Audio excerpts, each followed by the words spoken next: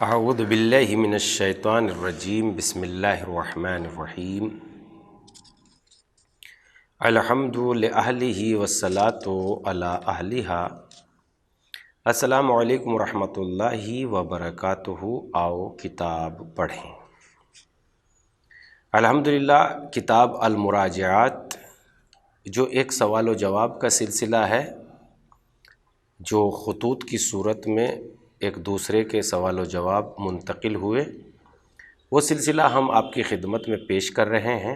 اور آج ہماری گفتگو مکتوب نمبر 4 یعنی جو خط ان کی طرف سے آیا سلیم البشری صاحب کی طرف سے، چوتھے نمبر کا خط اور پیج نمبر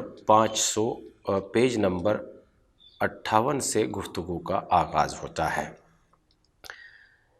کلام مجید یا احادیث پیغمبر سے دلیل کی خواہش۔ مولانا محترم، کلام مجید یا حدیث نبوی سے کوئی ایسی دلیل پیش کیجئے جس سے معلوم ہو کہ ائمہ اہل بیت ہی کی پیروی واجب ہے۔ قرآن و حدیث کے ماں سوا چیزوں کو رہنے دیجئے، کیونکہ آپ کے ائمہ کا کلام مخالفین کے لیے حجت نہیں ہو سکتا، کیونکہ ان کے کلام سے استدلال اس مسئلے پر دور کا مستلزم ہے۔ آپ ثابت یہ کرنا چاہتے ہیں کہ ائمہ اہل بیت ہی کی پیروی واجب ہے، اور آپ دلیل میں انہی ائمہ اہل بیت کا قول پیش کرتے ہیں جن کی پیروی محل بحث ہے۔ جواب مکتوب یعنی ان کے خط کا جواب شرف الدین موسوی کی طرف سے۔ ہماری تحریر پر غور نہیں کیا گیا۔ آپ نے غور نہیں کیا کہ ہم نے حدیث سے ابتدا ہی میں ثبوت پیش کر دیا تھا، اپنے مکتوب میں یہ لکھتے ہوئے کہ بس ائمہ اہل بیت ہی کی پیروی ہم پر واجب ہے، نہ کہ غیر کی۔ ہم نے حدیث اشارتاً ذکر کر دی۔ ہم نے یہ لکھا تھا کہ پیغمبر نے انہیں کتاب خدا کے مقارن یعنی برابر، صاحبان عقل کے لیے مقتدی، نجات کا سفینہ، امت کے لیے امان قرار دیا ہے۔ باب حتہ فرمایا تو میری یہ عبارت انہی مضامین کی احادیث کی طرف اشارہ تھی جو کہ اکثر و بیشتر کتب احادیث میں موجود ہے۔ ہم نے یہ بھی لکھ دیا تھا کہ آپ ماشاء اللہ ان لوگوں میں سے ہے جن کے لیے اشارہ ہی کافی ہے، تصریح کی ضرورت نہیں ہے۔ لہذا جب ہمارے ائمہ کی اطاعت و پیروی کے متعلق اتنی کثرت سے احادیث موجود ہیں تو اب ان کے اقوال مخالفین کے مقابلے میں بطور استدلال پیش کیے جا سکتے ہیں، اور کسی طرح دور لازم نہیں آئے گا۔ ہم نے اقوال پیغمبر کی طرف ابتدا میں اشارہ کیا تھا کہ ان کی تفصیل بھی کیے دیتے ہیں۔ پیغمبر اسلام صلی اللہ علیہ وآلہ وسلم نے صاف لفظوں میں ارشاد فرمایا، حدیث ثقلین، بابانگ دہل اعلان فرمایا، یا ایھا الناس انی تارک فیکم الثقلین، اے لوگو میں تم میں ایسی چیزیں چھوڑے جاتا ہوں کہ اگر تم انہیں اختیار کیے رہو تو کبھی گمراہ نہ ہوں گے، ایک کتاب خدا اور دوسرے میرے اہل بیت۔ یہ بھی ارشاد فرمایا، میں نے تم میں ایسی چیزیں چھوڑ دی کہ اگر تم ان سے محبت کرو گے تو کبھی گمراہ نہ ہوگے، ایک کتاب خدا جو ایک رسی ہے آسمان سے زمین تک کھنچی ہوئی، اور دوسرے میری اطرت و اہل بیت، یہ دونوں کبھی جدا نہ ہوں گے یہاں تک کہ میرے پاس حوض کوثر پر پہنچیں گے۔ دیکھو میرے بعد تم ان سے کیوں کر پیش آتے ہو۔ اور یہ بھی آپ نے ارشاد فرمایا، میں تم میں اپنے دو جانشین چھوڑے جاتا ہوں، ایک کتاب خدا جو ایک دراز رسی ہے آسمان سے لے کر زمین تک، اور دوسرے میری اطرت و اہل بیت، یہ دونوں کبھی جدا نہ ہوں گے یہاں تک کہ حوض کوثر پر میرے پاس پہنچیں گے۔ نیچے نوٹ میں تمام کتابوں کے جو اہل سنت کی کتابیں ہیں ان کے حوالے بھی دیے جاتے ہیں۔ ترمذی و نسائی نے جناب جابر سے روایت کی ہے، اور ان دونوں نے ملا متقی نے کنز العمال جلد اول صفحہ 44 باب اعتصام الکتاب والسنہ کے شروع میں نقل کیا ہے۔ ترمذی نے زید ابن ارقم سے روایت کی ہے، کنز العمال جلد اول صفحہ نمبر 44 پر بھی موجود ہے۔ امام احمد نے زید ابن ثابت سے 2 طریقوں سے اس کی روایت کی ہے۔ پہلے مسند صفحہ نمبر 5 182 سے 179 تک کے بالکل آخر میں طبرانی نے بھی معجم الکبیر میں زید بن ثابت سے روایت کی ہے۔ کنز العمال جلد اول صفحہ 44 پر بھی موجود ہے۔ یعنی یہ باتیں ہم آپ کو اس لیے بتا رہے ہیں کہ تاکہ حوالے بھی آپ جب کتاب کا مطالعہ کریں انشاءاللہ اس کتاب کا، اور ہمارا کام بھی یہی ہے کہ ہم کتابوں کا شوق آپ کی خدمت میں پیدا کر دیں یا آپ میں پیدا کر دیں، تاکہ ہم کتابوں کا مطالعہ کریں، اور جب ہمارے بچے کو علم ہوگا اور وہ دوسرے لوگوں سے ملے اور بتائے گا تو یقیناً بات ایک دہن سے دوسرے کے دل تک ذہن تک منتقل ہوگی، اور بات منتقل ہوگی تو تلاش شروع ہوگی، اور تلاش شروع ہوگی تو انشاءاللہ منزل مل جائے گی۔ یہی ہمارا مقصد ہے، اور اس مقصد میں ہم آپ سے مدد چاہتے ہیں کہ زیادہ سے زیادہ اس پروگرام کو لوگوں تک پہنچائیں، اور لوگوں کو سننے کے لیے بھی بتائیں کہ سنیں، انشاءاللہ بہت ہی خوب یہ پروگرام ثابت ہوگا۔ اس کے بعد کہتے ہیں یہ بھی آپ نے فرمایا تم میں 2 گراں قدر چیزیں چھوڑے جا رہا ہوں، 2 گراں قدر چیزیں چھوڑے جاتا ہوں، کتاب خدا اور میرے اہل بیت، یہ دونوں کبھی جدا نہ ہوں گے یہاں تک کہ حوض کوثر پر میرے پاس پہنچیں گے۔ یہ بھی آپ نے ارشاد فرمایا قریب ہے میں بلایا جاؤں اور مجھے جانا پڑے۔ میں تم میں 2 گراں قدر چیزیں چھوڑے جاتا ہوں، ایک خدائے بزرگ و برتر کی کتاب، دوسرے میری اطرت۔ کتاب خدا تو ایک رسی ہے جو آسمان سے زمین تک دراز ہے، اور میری اطرت میرے اہل بیت ہیں، اور خداوند عالم لطیف و خبیر نے مجھے خبر دی ہے کہ یہ دونوں کبھی جدا نہ ہوں گے یہاں تک کہ حوض کوثر پر پہنچیں گے، پس دیکھو میرے بعد تمہارا سلوک ان کے ساتھ کیا رہتا ہے۔ امام حاکم نے اس حدیث کو مستدرک جلد نمبر 3 صفحہ نمبر 109 پر نقل کیا ہے، اور نقل کرنے کے بعد لکھتے ہیں کہ یہ حدیث مسلم و بخاری کے معیار پر صحیح ہے، لیکن ان دونوں نے درج نہیں کیا۔ پھر اسی جلد 3 صفحہ نمبر 533 پر دوسرے طریقے سے اس حدیث کو نقل کرنے کے بعد لکھا ہے یہ حدیث صحیح الاسناد، لیکن بخاری مسلم نے ذکر نہیں کیا۔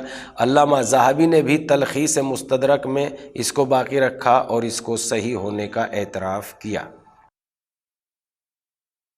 پھر آگے فرماتے ہیں اور جب حضرت آخری حج سے پلٹے اور مقام غدیر پر پہنچے تو آپ نے ارشاد فرمایا مجھے ایسا معلوم ہو رہا ہے کہ جلدی ہی میری طلبی ہوگی اور مجھے جانا پڑے گا۔ میں تم میں 2 گراں قدر چیزیں چھوڑے جاتا ہوں جن میں ایک دوسرے سے بڑا ہے، کتاب خدا، دوسرے میرے اہل بیت۔ دیکھو خیال رکھنا ان کے ساتھ تم کس طرح پیش آتے ہو، یہ دونوں کبھی ایک دوسرے سے جدا نہ ہوں گے یہاں تک کہ حوض کوثر پر میرے پاس پہنچیں گے۔ پھر آپ نے کہا خدائے قوی و توانا میرا مولا و آقا ہے اور میں ہر مومن کا مولا ہوں۔ پھر آپ نے حضرت علی کا ہاتھ پکڑا اور ارشاد فرمایا کہ میں جس کا مولا ہوں یہ علی بھی اس کے مولا ہے۔ میرے بعد خداوند دوست رکھ اس کو جو ان کو دوست رکھے، اور دشمن رکھ اس کو جو ان کو دشمن رکھے۔ عبداللہ بن اخطب سے روایت ہے کہ رسول اللہ صلی اللہ علیہ وسلم نے مقام جوفا پر خطبہ ارشاد فرمایا جس میں کہا کیا میں تم سے زیادہ اختیار نہیں رکھتا؟ لوگوں نے کہا بے شک یا رسول اللہ۔ آپ نے اس پر ارشاد فرمایا میں تم سے 2 چیزوں کے متعلق پوچھوں گا، ایک کتاب خدا، دوسرے میرے اہل بیت۔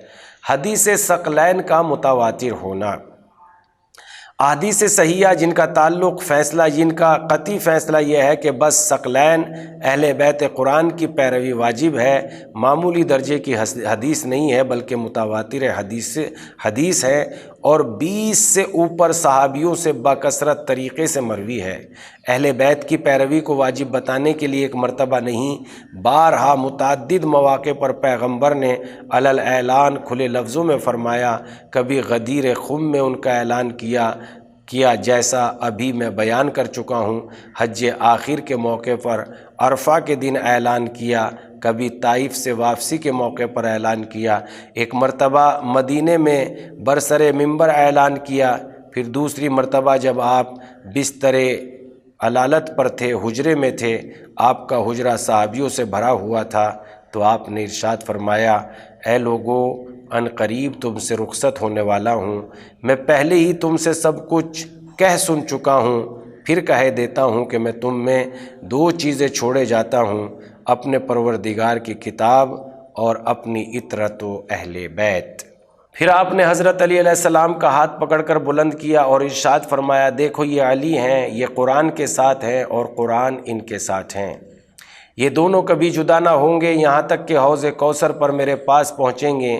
رسالت مآب کی اس وصیت پر جمہور مسلمین کے سربراہ اور افراد کی ایک جماعت نے اقرار و اعتراف کیا، یہاں تک کہ ابن حجر نے اپنی کتاب میں حدیث ثقلین درج کر کے لکھا ہے کہ حدیث تمسک بکثرت طریقوں سے مروی اور 20 سے زیادہ صحابیوں نے اس کی روایت کی ہے۔ پھر آگے چل کر کہتے ہیں کہ یہاں ایک شبہ ہوتا ہے، اور وہ یہ کہ حدیث بکثرت طریقوں سے مروی تو ہے، مگر کہیں یہ کہ آپ نے حجۃ الوداع کے موقع پر عرفات میں فرمایا، کہیں یہ کہ مدینے میں جب آپ بستر بیماری پر تھے تب آپ نے ارشاد فرمایا اور حجرہ اصحاب سے بھرا ہوا تھا، کہیں یہ کہ غدیر خم میں فرمایا، کہیں یہ ہے کہ جب آپ طائف سے واپس ہوئے تو ان دوران خطبہ آپ نے فرمایا۔ لیکن یہ شبہ درست نہیں، کیونکہ ہو سکتا ہے کہ حضرت نے کلام اللہ اور اہل بیت کی عظمت و جلالت کا لحاظ کرتے ہوئے لوگوں کو ان کی طرف زیادہ سے زیادہ توجہ دلانے کے لیے ان تمام مواقع پر اس حدیث کو بتکرار ارشاد فرمایا ہو، تاکہ اگر پہلے سے کسی کے کانوں میں یہ بات نہ پڑی ہو تو اب پڑ جائے، پہلے کسی نے نہ سنا ہو تو اب سن لے۔ اور جب اہل بیت طاہرین خدا و رسول کے نزدیک قرآن کے ہم پلہ ہم وزن ہے، تو جو قرآن کی شان ہے وہی ان کی بھی شان ہوگی۔ جس طرح قرآن کا اتباع اطاعت ہر مسلم پر واجب ہے، اسی طرح اہل بیت کی اطاعت بھی ہر ایک پر واجب و لازم ہے، لہذا اب ان کی اطاعت اور ان کے مذہب و مسلک کی پابندی سے فرار نہیں ہے، مجبور ہے انسان کے بس انہی کا اتباع کرے۔ کوئی مسلمان یہ نہیں پسند کرتا کہ کتاب خدا کو چھوڑ کر کسی اور کتاب کو اور کسی اور چیز کو اس کے بدلے اپنا دستور العمل بنائے۔ تو جب کتاب خدا کے بدلے میں کسی دوسری چیز کو اختیار کرنا مسلمان کے لیے ناممکن ہے، تو کتاب خدا کے ہم پلہ و ہم درجہ جو ہستیاں ہیں ان سے روگردانی کر کے دوسرے لوگوں کی پیروی بھی اس کی نظر میں درست نہیں ہے۔ جس نے اہل بیت سے تمسک نہ کیا اس کا گمراہ ہونا۔ اس کے علاوہ سرور کائنات محمد مصطفیٰ صلی اللہ علیہ وآلہ وسلم نے فرمایا، انی تارکن فیکم ما ان تمسکتم بہ لن تضلوا کتاب اللہ و اطرتی، میں تم میں ایسی چیزیں چھوڑے جاتا ہوں کہ اگر تم اسے مضبوطی سے پکڑو رہو تو کبھی گمراہ نہ ہوگے، ایک کتاب خدا اور دوسرے میری اطرت۔ میری اطرت اس کا صریح مطلب یہ ہے کہ جس نے ان دونوں کو ایک ساتھ اختیار نہ کیا، دونوں کی ایک ساتھ اطاعت نہ کی، وہ گمراہ ہوگا۔ اس مطلب کی تائید اس حدیث ثقلین سے بھی ہوتی ہے جس کی طبرانی نے روایت کی ہے۔ حضرت کے یہ الفاظ بھی ہے کہ دیکھو ان دونوں سے آگے نہ بڑھ جانا ورنہ ہلاک ہو جاؤ گے، اور نہ پیچھے رہ جانا ورنہ تب بھی ہلاک ہو جاؤ گے، اور انہیں کچھ سکھانا پڑھانا نہیں کیونکہ یہ تم سے زیادہ جانتے ہیں۔ ابن حجر فرماتے ہیں کہ سرور کائنات کا یہ کہنا کہ تم ان سے آگے نہ بڑھنا اور نہ ہلاک ہو جاؤ گے اور نہ ان سے پیچھے رہنا ورنہ تب بھی ہلاک ہو جاؤ گے، انہیں کچھ اور سکھانا پڑھانا نہیں، یہ تم سے زیادہ جانتے ہیں۔ یہ اس امر کی دلیل ہے کہ اہل بیت جو افراد مراتب عالیہ اور درجات دینیہ پر فائز ہیں، انہیں اپنے ما سوا تمام لوگوں پر فوقیت و برتری حاصل ہے۔ اہل بیت کی مثال سفینہ نوح اور باب حتہ کی ہے، اور وہ اختلاف فی الدین سے بچانے والے ہیں۔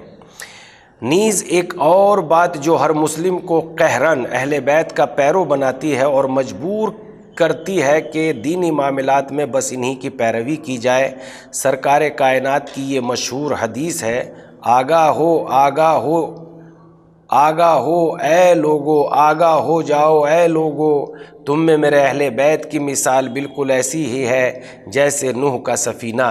جو شخص اس پر سوار ہوا اس نے نجات پائی، اور جس نے گریز کیا وہ ہلاک ہو گیا۔ نیز آپ کا یہ بھی ارشاد ہے، تمہارے درمیان میرے اہل بیت کی مثال بالکل ایسی ہے جیسے بنی اسرائیل کے لیے باب حتہ کی، جو شخص اس میں داخل ہوا وہ بخش دیا گیا۔ نیز حضرت کا یہ قول بھی ہے، ستارے زمین کے رہنے والوں کے لیے غرق آبی سے امان ہے، اور میرے اہل بیت میری امت کے لیے دینی معلومات میں اختلاف کے وقت امان ہے۔ پس اگر میرے اہل بیت کی مخالفت کوئی کرے گا، عرب کرے گا یعنی احکام الہی میں، تو وہ ایک دوسرے سے مختلف ہو کر ابلیس کی جماعت بن جائے گا۔ اہل بیت سے مراد کون ہیں؟ ملاحظہ فرمائیے، ان روایت کے بعد گویا گنجائش باقی رہتی ہے کہ اہل بیت کی پیروی کرنے اور ان کی مخالفت سے باز رہنے کے سوا اور کیا چارہ کارگر ہے۔ رسول نے اس حدیث میں جیسے صاف و صریح الفاظ میں اس امر کو واضح فرمایا ہے کہ میں تو نہیں جانتا کہ کس اور کس زبان میں اس سے بھی زیادہ وضاحت ممکن ہے۔ ناظرین، وقت ہو چکا ہے گفتگو کو تمام کرنے کا۔ آپ اندازہ کریں کہ کتنے عمدہ طریقے سے مناظرہ پیش کیا جا رہا ہے اور ایک دوسرے کے سوال و جواب کو پیش کیا جا رہا ہے۔ کیا یہ طریقہ ہم اختیار کر کے آپسی مخالفتوں کو دور نہیں کر سکتے؟ آپسی رنجشیں نہ بڑھائیں، ورنہ قرآن مجید کے مطابق کہ ابھی تمہاری ہوا اکھڑ جائے گی اگر تم اختلاف کرو گے۔ لہذا ہوا جب تک برقرار رہتی ہے عزت موجود رہتی ہے، اور اکھڑ جاتی ہے جب ہوا تو انسان کی عزت رسوائی میں تبدیل ہو جاتی ہے۔ خدا کے لیے ہم غور کریں اور انشاءاللہ ان معنی و مفاہیم پر توجہ رکھیں۔ ہم پھر انشاءاللہ حاضر ہوں گے آپ کی خدمت میں المراجعات یعنی مذہب حق اہل بیت علیہم السلام کے ساتھ۔ تب تک کے لیے دیکھتے رہیے آؤ کتاب پڑھیں۔ والسلام۔